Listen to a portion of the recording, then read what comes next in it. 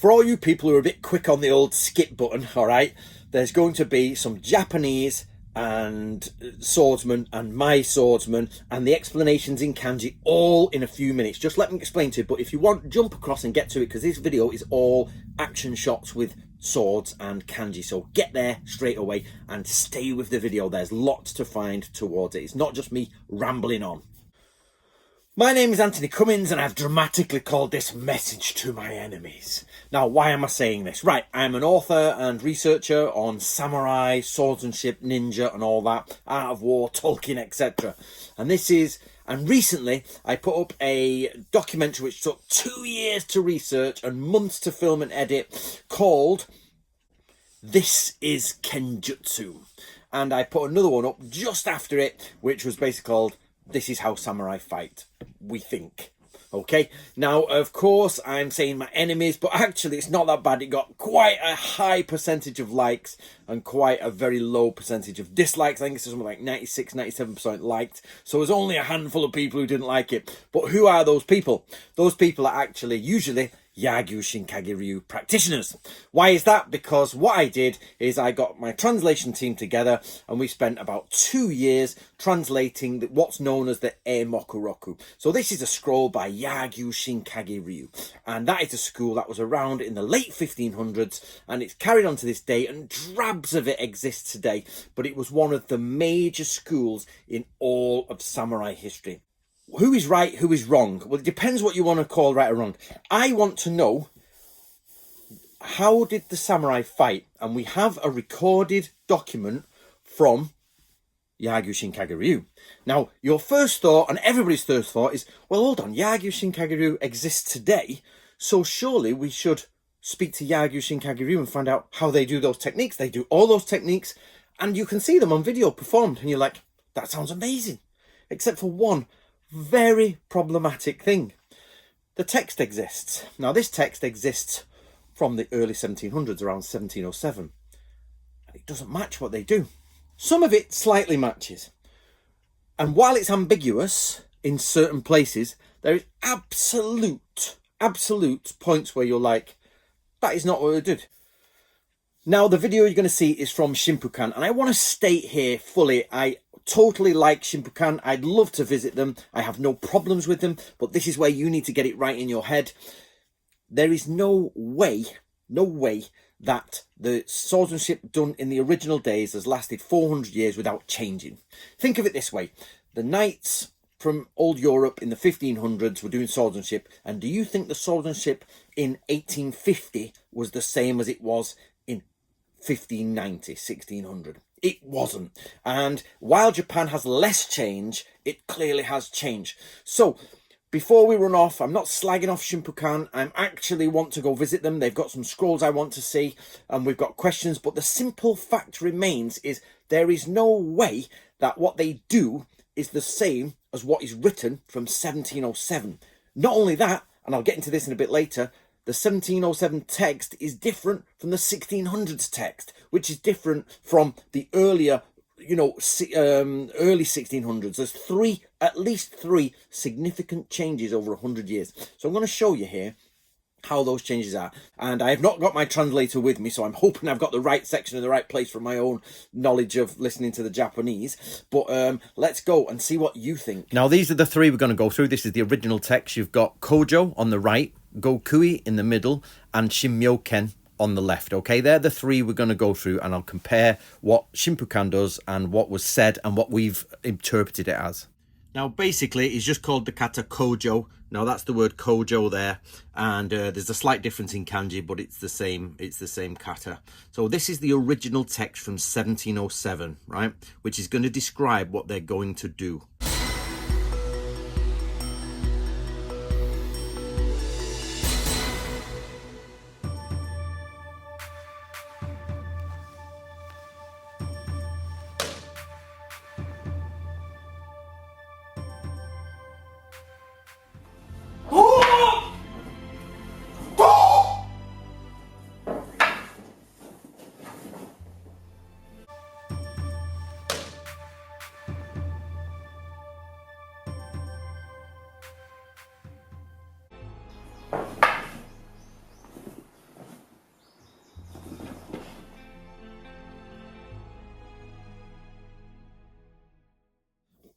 Now, let me read you the translation. Now, the translation has to have brackets in it because there's so much implication, okay?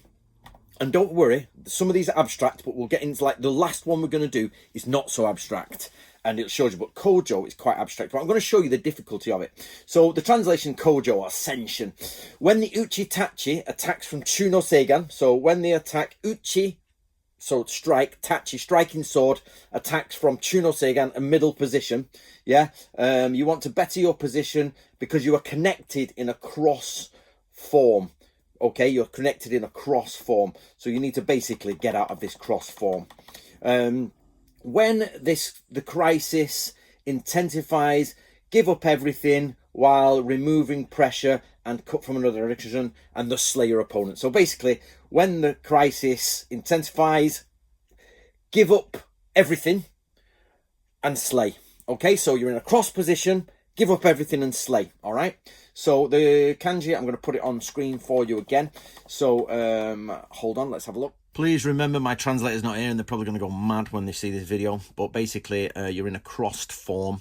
And you're at a striking in a cross form, basically, and this is where you've got to strike down and have the enemy. But Japanese readers, there you go. That's the basic original text from which was painstakingly hand typed out by my team. So basically, when you hit a crossed form, pressure, release, slay. Okay, crossed form, there's pressure, intensifies, release, slay. Okay, you see it, guys, don't you? So again, this is one of the more abstract ones, but it doesn't matter. We'll be going into more. So we'll see if you people who speak Japanese disagree on all the kanji or all the interpretations.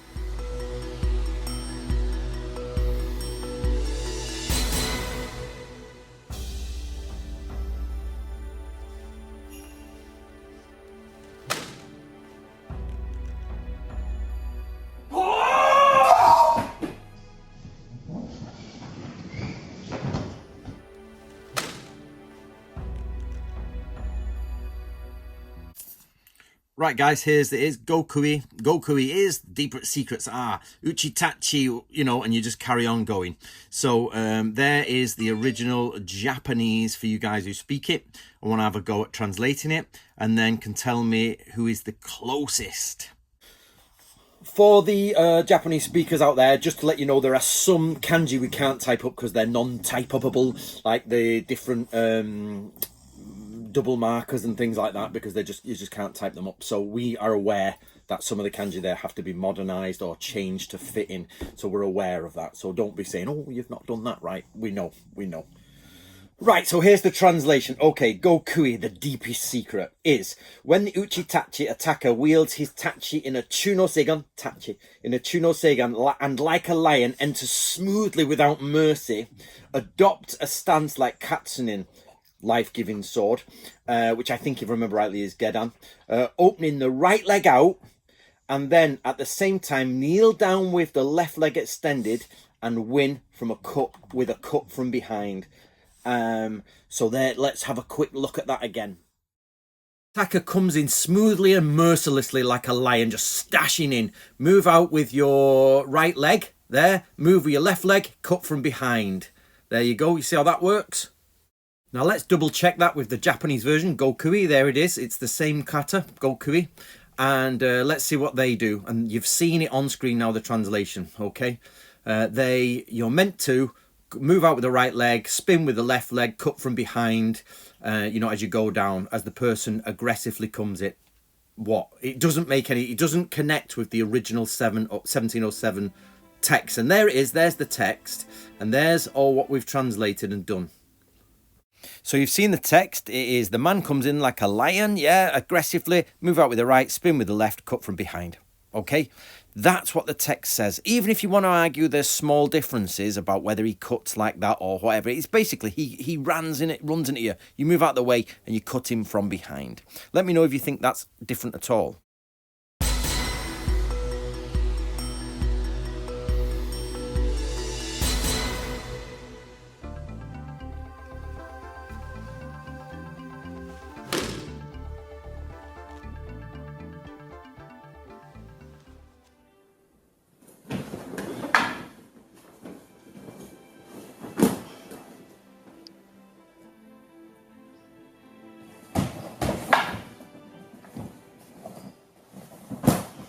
Now, there's the original text for you. So there, you can pause it and have a look, but I'm going to read you the translation of it. If you disagree with the translation, explain why you disagree. And even if you disagree with the sort of overall translation, what you need to do is explain why the difference is so much between these words and what Shimpukan does today. So Shinmyoken, the divine miracle sword. Shinmyoken, the divine miracle sword, is when the Uchitachi, the attacker, adopts the stance of Katsunin, which I think is Gedan. Remembering from there, you attack smoothly from the same position. Now this smoothly, we've just done it as an aggressive, like as a sort of whoom in you go, but it could be anything, like whoom, it could be, it doesn't matter, just smoothly go in. Okay. Uchitachi opens up by applying Gokui, the last one. So what he wants to do is bend down and strike you from behind. Remember the last kata? I'm coming smoothly and aggressively at him, and he thinks, I know this. I'm going to step to the side and cut him from behind. But I know that, so what I do is I turn with him and pin his tachi against his breastbone, and then step in with your left leg between his legs and press your knee powerfully against them to shatter, humiliate, depending on how you want to translate the end bit. Okay, so let's look at what the original guys did again. So you're meant to put your tachi against the breastbone and everything, put your leg against their leg, push them over and all that sort of stuff. And it's an escape from the last one. It's an explain, and that's what's done. Out of all that text, it's totally different, Okay, so what's meant to happen here is the person on the left is going to try the last thing, and he's going to try and cut from behind, but I connect, push my tachi down, left leg in, humiliate, obliterate, and that's it, done. Okay, so if you remember rightly from Gokui, the idea is Lewis here is going to run in, and Miguel is going to try and sidestep and cut from behind, but no, Miguel blocks him, pushes his tachi onto his breastbone, steps in with his left leg, and pushes him over. And just in case you want to recheck, there you go. There it is, guys. Have a look at that. You can actually see there, left leg in. Yep. And all of that is all there. So, guys, I've said this in the documentary. And it's all in the documentary that we did, which is This is Kenjutsu. And basically, there was the original Yagyu. Yagyu drew the pictures and wrote the names. Nothing else is added to that, but we found another scroll. In fact, I spent £400 on 2 books, 2 massive big books. I don't have a picture of them, and I've sent them to the translator, and I paid, it was like £380 plus postage over there.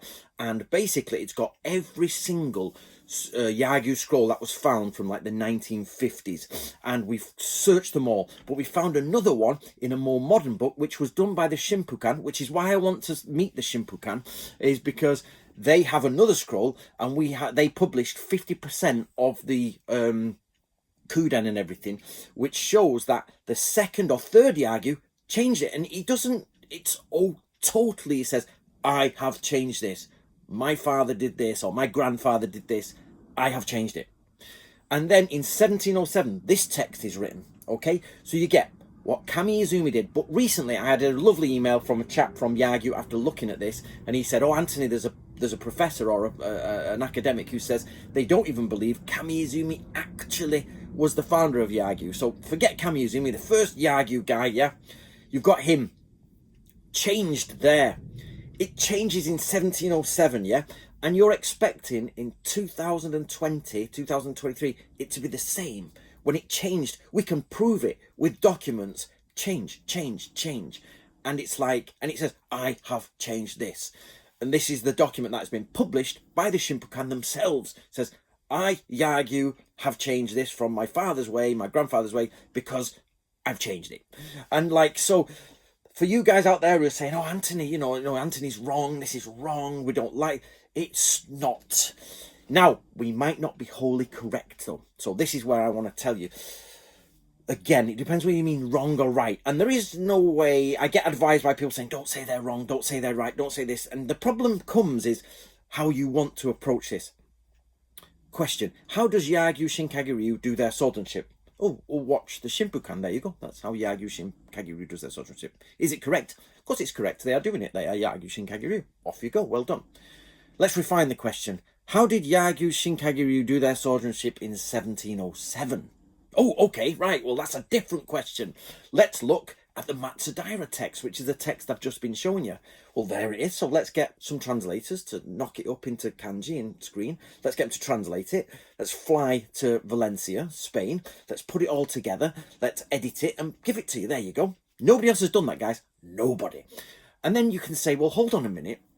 Anthony just put it on screen. And maybe I don't agree with this and I don't agree with this, but so what you're going to get now is a lot of people saying, oh, on this line, this should say this and this is. But there's a vast difference between push on the breastbone, put your leg on their leg, push it. If you think that the translation is whip your sword over to his wrist, doesn't say wrist, says breastbone, and bend down together mutually and then sit up. Why would two swordsmen who are attacking each other mutually go down to knee? And it says you crouch down. So in the kata, they're crouching down. You're like, no, can you imagine a real fight? My arm has come off and I'm like, okay, let's crouch down together. It's got no bearing whatsoever on the world. So, right, I'm going to leave it there, guys. My name's Anthony Cummins. That's the Book of Ninja, and 15 years ago they said to me, they said, oh, your translators can't even translate hairdryer manuals and all that, and you don't know how close to the truth you are, because actually Yoshie translate high-end audio manuals, but actually she has a degree from the IUC or ICU, I can't remember, IUC I think it is, the International Christian University of something, a very good university in translation. She works as a professional translator for instructions and things like that. She has published years and years and years. Now, also we've got Miyako Koyazumi, who is actually a second Dan in Yagyu Shinkagyu Ryu, who's also been involved with all this. And I've got another translator who is from a different sword school who's helped me translate with this. And they've all translated it, and this is their work. And of course, if I've made any mistakes by me, it's not, you know, if you say, oh, you've picked the wrong piece, and I apologize, I'm gonna have to pull it down and do that again. But that's only me, because I don't read or speak Japanese. I have a smattering of it here and there. So for people in Yagyu out there, you've got to say, why do we in Yagyu today do something which is categorically different to what is written in one of the most famous and multiply published Yagyu works? It's been done by William Scott Wilson and a Japanese man, and I've got a translation of it now done by my team, which will be, yes, it will be published, but we're going to make it a bigger Yagyu book, and it's a secondary thing, so we're going to be a Yagyu book in the end, okay? So let's do that. But we have to build up, and it's going to take years to sort of build up and go through, because the scrolls are massive, and we want to get the best of it all and get it sorted. So there you go, guys. I've put it all on screen for you. Please support me by getting a copy of the Book of Bushido or Tolkien or The Art of War or I Ching or Yin Yang if you're this far into the video, Book of Ninja, and let me know what you think.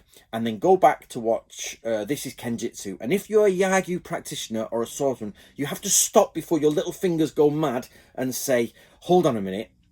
If Anthony's put it all on screen and I speak Japanese and I read that, then you've got to say, oh, it doesn't say connect. It doesn't say push on. It doesn't say put your left leg to your left knee. It says, I will whip about and we'll both bend down together. All right? You've got to show me why you think whip around, bend down together is what it says.